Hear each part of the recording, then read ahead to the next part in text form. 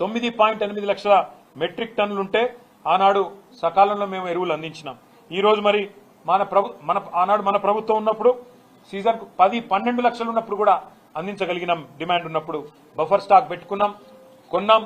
ఏ demand ఎక్కడ దేశంలో లేనాడు కొన్నాము. మరి పెరుగుతున్న వ్యవసాయ విస్తరణకు అనుగుణంగా మేము ఆనాడు ఈ రకంగా ప్లానింగ్ తో కేసీఆర్ గారి ముందు చూపుతో ముందుకు పోయినాం. కాబట్టే మరి ఎక్కడా కూడా రైతుకి ఇబ్బంది కాకుండా 10 సంవత్సరాలు కాపాడుకున్నాం. సీజన్ మొదలు కాకముందే కేసీఆర్ గారు 24 గంటల పాటు మరి సమీక్ష చేసి ఎక్కడికక్కడ ప్రతి జిల్లాను కూడా మరి సన్నద్ధం చేసి ఎక్కడ కూడా రైతుకి ఇబ్బంది కాకుండా మా అందరినీ కూడా పురమాయించి పనిచేయించేటోళ్ళు. ఎక్కడ షార్టేజ్ కనిపించినా ముందే అధికారులు కానీ మంత్రులు కానీ ఢిల్లీకి పోయి మరి తగినంత మొత్తంలో బ్రహ్మాండంగా ఎరువులు సాధించుకునేటోళ్ళం. కానీ ఈ రోజు ఈ ప్రభుత్వానికి ఏ పట్టింపు లేదన్నది మళ్ళొకసారి అర్థమైంది. అందుకే రేవంత్ రెడ్డిని మేము అడిగేది ఒకటే, నువ్వు మరి ముందుకు వచ్చి ఎరువులు సరఫరా చేసే విషయంలో స్పష్టంగా బ్లాక్ మార్కెటింగ్ విషయంలో ఈ రాష్ట్రంలో జరుగుతున్న పరిస్థితుల విషయంలో ఒక శ్వేతపత్రం విడుదల చేస్తావా? ఎంత వచ్చింది, ఎంత సరఫరా జరిగింది, ఎంతమందికి ఎంత ఎరువు అందింది, ఎంత పక్కదారి పట్టింది, ఎంత బ్లాక్ మార్కెటింగ్ జరిగిందనే విషయంలో రాష్ట్ర ప్రజలకు నిజం తెలవాలంటే మరి వెంటనే శ్వేతపత్రం ప్రచురించాలని చెప్పి మేము డిమాండ్ చేస్తా ఉన్నాం. లేని పక్షంలో మరి క్షేత్రస్థాయి నుంచి రాష్ట్ర స్థాయి దాకా పోరాటానికి నిర్మాణం చేస్తాము. చివరగా మరి పోరాటంలోకి పోయే ముందు నేను ఎక్కడికక్కడ ఇవాళ నాకు రెగ్యులర్ గా ప్రతి ఊరు నుంచి ప్రతి నియోజకవర్గం నుంచి కూడా ఫోటోలు పంపుతా ఉన్నారు. మాకు అన్న ఇక మా దగ్గర ఇంత పెద్ద లైన్ ఉంది, మా దగ్గర ఇంత పెద్ద లైన్ ఉంది అని చెప్తా ఉన్నారు. నేను మా బీఆర్ఎస్ సోదరులను కూడా కోరుతా ఉన్నా, ఎక్కడికక్కడ రాష్ట్ర వ్యాప్తంగా ఉన్న మా నాయకత్వాన్ని కూడా కోరుతా ఉన్నా, దయచేసి గౌరవనీయులైన నియోజకవర్గాల ఇన్ఛార్జీలు, ఎమ్మెల్సీలు, ఎమ్మెల్యేలు, మాజీ పార్లమెంట్ సభ్యులు, మాజీ జిల్లా పరిషత్ చైర్మన్లు, జెడ్పీటీసీలు, ఎంపీపీలు అందరూ కూడా దయచేసి రాబోయే వారం రోజుల పాటు అన్ని నియోజకవర్గ కేంద్రాల్లో, అన్ని నియోజకవర్గాల్లో, అన్ని సొసైటీ కేంద్రాల్లో ఎక్కడికక్కడ మరి ఈ ఎరువుల పంపిణీ కాడికి మనం పోవాలి, రైతులతో మాట్లాడాలి. ఆనాటి పరిస్థితి ఎట్లుండే ఇవాళ ఎట్లా ఉన్నదో వారికి గుర్తు చేయాలి. అట్లాగే అధికారులతో కూడా సంభాషించాలి. ఎందుకు పైనుంచి ఎంత వచ్చింది, మీరు ఎంత ఇస్తున్నారు, పైనుంచి షార్టేజ్ ఉందా, లేకపోతే ఇక్కడికి వచ్చినాక షార్టేజ్ అవుతున్నదా, డిమాండ్ ఏమైనా పెరిగిందా, పోయిన సీజన్లో ఎంతుండే, కేసీఆర్ గారు మరి 2023 ఆనాటి వానాకాలం ఎంత ఇచ్చినారు, ఈ రోజు ఎంత ఉంది, ఎందుకు పరిస్థితి మారిందనే విషయంలో కూడా రైతులకు వివరించి చెప్పాలి.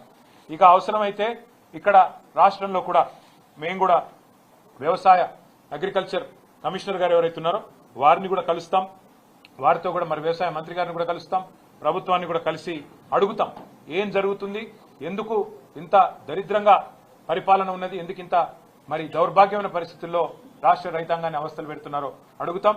కానీ రాష్ట్ర వ్యాప్తంగా రైతులు ఆనాటి రోజులు కేసీఆర్ గారి గవర్నమెంట్ లో మరి ఈ రోజు కాంగ్రెస్ ప్రభుత్వంలో ఉన్న ప్రస్తుత పరిస్థితులు గమనించి మరి ధైర్యం కోల్పోకుండా మేమందరం కూడా మీకు అండగా ఉంటాం. ధైర్యం కోల్పోకుండా పోరాటానికి నడుం బిగించాలని మేము మా పార్టీ తరఫున విజ్ఞప్తి చేస్తూ మా నాయకులు రాబోయే వారం రోజుల పాటు క్షేత్రస్థాయిలో విస్తృతంగా పర్యటిస్తారు. అందరం కూడా ప్రతి నియోజకవర్గంలో కూడా అన్ని సెంటర్లకు పోతాం, ఎక్కడికక్కడ రైతుల తరఫున ప్రభుత్వాన్ని నిలదీస్తామని చెప్పి కూడా తెలియజేస్తూ రాష్ట్ర రైతాంగం ధైర్యంగా ఉండాలని కోరుతాం. ఉపరాష్ట్రపతి ఎన్నిక విషయంలో నిన్న మొన్న మరి అటు ఎన్డీఏ ఇటు ఇండియా రెండు కూటములు కూడా తమ అభ్యర్థుల్ని ప్రకటించాయి. కానీ మీకు నేను గుర్తు చేస్తా ఉన్నా, బీఆర్ఎస్ అనేది సర్వస్వతంత్రమైన పార్టీ. మాకు ఢిల్లీలో బాసులు ఎవరు లేరు, మాకు ఢిల్లీలో ఏ బాసు లేడు, మాకు ఏ పార్టీ కూడా మా బాస్ కాదు. మాకు ఎవరైనా బాసులు ఉన్నారు అంటే తెలంగాణ ప్రజలే మా బాసులు తప్ప మాకెవరు ఢిల్లీలో పెద్దలు మాకు ఆజ్ఞాపించే వాళ్ళు, మమ్మల్ని ఆదేశించే వాళ్ళు ఎవరు లేరు. మేము మా పార్టీకి ఇంతవరకు ఎవరు కూడా సంప్రదించలేదు. ఈ అభ్యర్థి కానీ ఆ అభ్యర్థి కానీ ఈ కూటమి కానీ ఆ కూటమి కానీ ఎవరు కూడా మమ్మల్ని సంప్రదించలేదు, మమ్మల్ని అడగలేదు. మేము కూడా ఒక పార్టీగా కేవలం మీడియాలో చూసిందే తప్ప ఉపరాష్ట్రపతి ఎన్నిక జరుగుతుందని మాకు ఇంతవరకు ఎవరు కూడా సంప్రదించింది లేదు, ఎవరు కూడా అడిగింది లేదు. పార్టీగా ఇంకా టైం ఉంది, సెప్టెంబర్ 9 ఎన్నిక కాబట్టి కూర్చొని ఆలోచించుకొని మేము ఎలక్షన్ తేదీ నాటికి మా వైఖరి ప్రకటిస్తాం. కానీ ఒకటి మాత్రం నేను గుర్తు చేస్తా ఉన్నా, మేము ఎన్డీఏ కూటమిలో లేము, ఇండియా కూటమిలో లేము. మాకు ఇద్దరు అభ్యర్థులకి ఎవరికి సపోర్ట్ చేయాలనే విషయంలో మాకు ఢిల్లీ నుంచి ఏ ఒత్తిడి లేదు, మాకు ఏ ఒత్తిడికి తల ఒగ్గాల్సిన అవసరం లేదు. మాకు ఢిల్లీలో ఏ బాస్ కూడా లేరు. మేము తెలంగాణ ప్రజల మూడుకు అనుగుణంగా, తెలంగాణ ప్రజల ఆకాంక్షలకు అనుగుణంగా, ఇక్కడ ప్రజల ప్రయోజనాలకు అనుగుణంగా, రాష్ట్ర ప్రజల ప్రయోజనాలకు అనుగుణంగా ఏ నిర్ణయమైనా తీసుకుంటాం తప్ప మేము ప్రస్తుతానికైతే ఏ నిర్ణయం కూడా తీసుకోవాలి.